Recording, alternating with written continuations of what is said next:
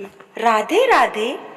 अगर आपको हमारी ये वीडियो अच्छी लगेगी तो वीडियो को लाइक करना और हमारे चैनल को सब्सक्राइब करना। हम ऐसी ही कथाएं लाते रहते हैं। प्राचीन समय की बात है। मद्र देश के राजा अश्वपति बड़े धर्मात्मा और सत्यनिष्ठ राजा थे, लेकिन संतानहीन थे। उन्होंने संतान प्राप्ति के लिए वर्षों तक उपवास और व्रत किया। अंततः देवी गायत्री से उन्हें एक तेजस्विनी पुत्री प्राप्त हुई, जिसका नाम उन्होंने सावित्री रखा। सावित्री न केवल अत्यंत रूपवती थी, बल्कि बुद्धिमती, धर्मपरायण और दृढ़ संकल्प वाली भी थी। जब वह विवाह योग्य हुई तो स्वयंवर की बात उठी, लेकिन सावित्री ने स्वयं अपने लिए पति चुनने का निर्णय लिया। वह वन की यात्रा पर निकली। वहीं उसे मिला एक तेजस्वी युवक, सत्यवान।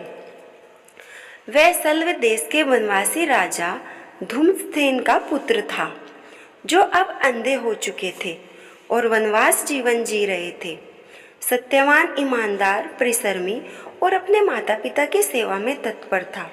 सावित्री ने उसे अपने पति के रूप में चुन लिया। जब वह लौटकर अपने पिता को सब बताती है तो नारद मुनि वहां आते हैं। वह सावित्री को चेतावनी देते हैं। सावित्री, सत्यवान गुणवान अवश्य है, पर उसकी आयु केवल 1 वर्ष की शेष है। वह 1 वर्ष के अंदर मृत्यु को प्राप्त होगा।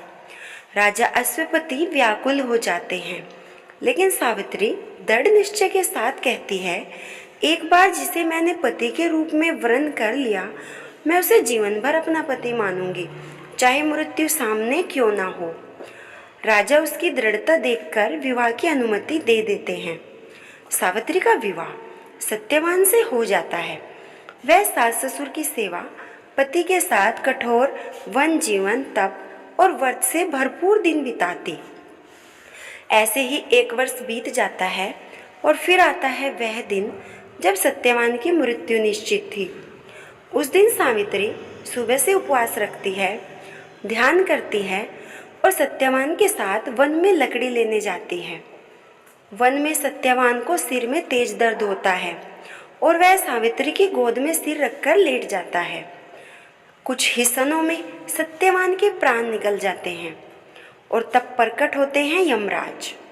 सावित्री देखती है यमराज स्वयं सत्यवान की आत्मा को लेने आए हैं। वह साहसपूर्वक यमराज के पीछे पीछे चलने लगती है।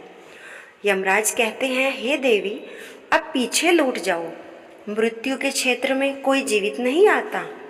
सावित्री उत्तर देती है, जहाँ मेरे पति जाएंगे वहाँ जाना मेरा धर्म है। एक पत्नी का कर्तव्य है वह अपने पति का साथ निभाए, जीवन में भी और मृत्यु के बाद भी। यमराज सावित्री की निष्ठा और ज्ञान से प्रभावित होते हैं। वे कहते हैं, तुम मुझसे 3 वर मांग सकती हो, परंतु सत्यवान के प्राण नहीं। सावित्री सोच समझकर 3 वर मांगती है। पहला वर, मेरे ससुर धूम्रसेन का नेत्र ज्योति और राज्य वापस मिल जाए। दूसरा, मेरे पिता अश्वपति को 100 पुत्र हों। और तीसरा, मुझे स्वयं 100 पुत्र। यमराज ने तीनों वरदान दे दिए, फिर रुक गए और सोचने लगे, यदि सावित्री के 100 पुत्र होंगे तो उसके लिए पति सत्यवान को जीवित रहना होगा। अब यमराज अपनी ही बात में फंस गए। हंसते हुए बोले, हे पतिव्रता स्त्री, तुमने धर्म, बुद्धि और प्रेम से मुझे जीत लिया। मैं सत्यवान को जीवन दान देता हूँ। जाओ, सुखपूर्वक जीवन बिताओ। सत्यवान की आत्मा उसके शरीर में लौट आई। दोनों लौटे। धूम्रसेन को नेत्र ज्योति और राज्य मिल गया और अश्वपति को भी 100 पुत्र प्राप्त हुए। इस प्रकार सावित्री की निष्ठा, धैर्य, प्रेम और संकल्प ने मृत्यु को भी पराजित कर दिया।